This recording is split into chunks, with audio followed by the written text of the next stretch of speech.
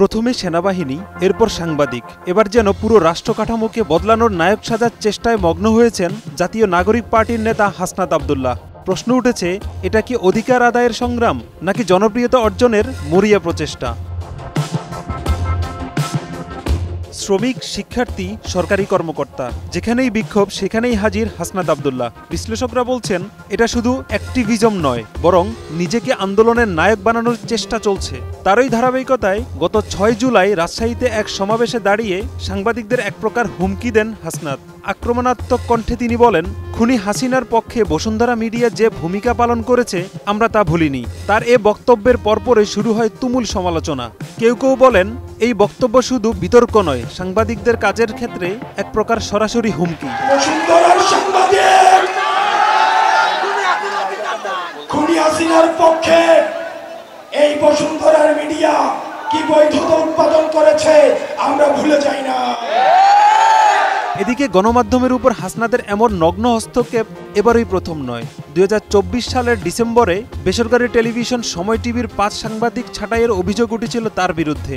তখন হাসনাতের অনুসারীরা টেলিভিশনটির অফিসে গিয়ে সেই ৫ সাংবাদিককে ছাঁটাই করতে বেশ চাপ প্রয়োগ করেন। এরপরই হাসনাতকে নিয়ে শুরু হয় দেশজুড়ে সমালোচনার ঝড়। প্রশ্ন উঠে, গণমাধ্যমে এমন নগ্ন হস্তক্ষেপ স্বাধীন সাংবাদিকতা কিভাবে টিকিয়ে রাখবে?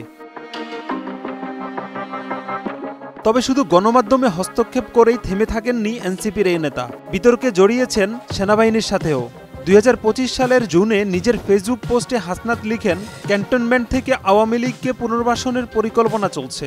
এমন বক্তব্যে সরাসরি দেশের সেনাবাহিনীকে রাজনীতির অঙ্গনে জড়ানোর অভিযোগ এনে বসেন তিনি। সেনাবাহিনীও এটিকে হাস্যকর ও ভিত্তিহীন বলে প্রত্যাখ্যান করে। একজন রাজনৈতিক নেতা যখন বারবার এমন বিতর্কে জড়ান, তখন প্রশ্ন উঠবেই, তিনি কি বাস্তব কোনো দাবি আদায়ে কাজ করছেন নাকি শুধু ক্যামেরার আলোয় থাকতে চান?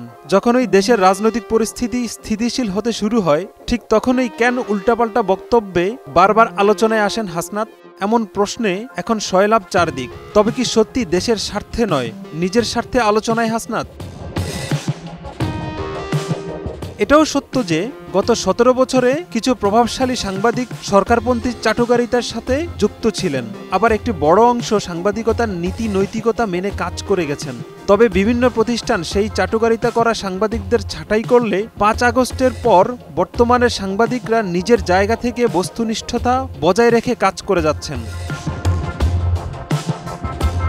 একটি গণতান্ত্রিক রাষ্ট্রের সংবাদ মাধ্যম, সেনাবাহিনী এবং রাজনীতি, এই ৩টি স্তম্ভের ভারসাম্য ভীষণ গুরুত্বপূর্ণ। কিন্তু সেখানেই যদি কেউ একচেটিয়া আধিপত্য স্থাপন করা হয়, তাহলে গণতন্ত্রই সংকটে পড়ে বলে মনে করেন বিশ্লেষকরা।